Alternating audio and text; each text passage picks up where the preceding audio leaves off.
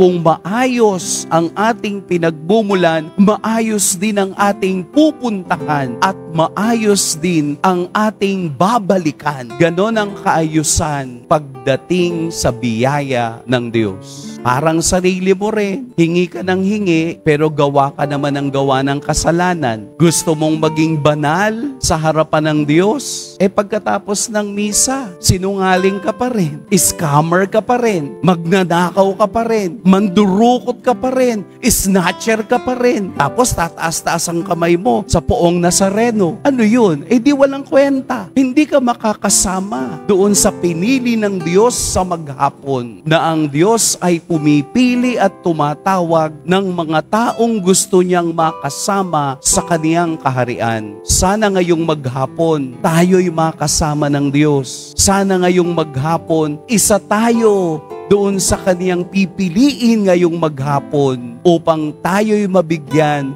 ng isang denaryo ng kaligtasan at tayo'y makasama niya sa kaniyang ubasan. At ang ubasan na iyan ay ang kahariang inihanda ng Diyos sa mga nagtsatsaga at mapagmahal sa kaniyang tinig.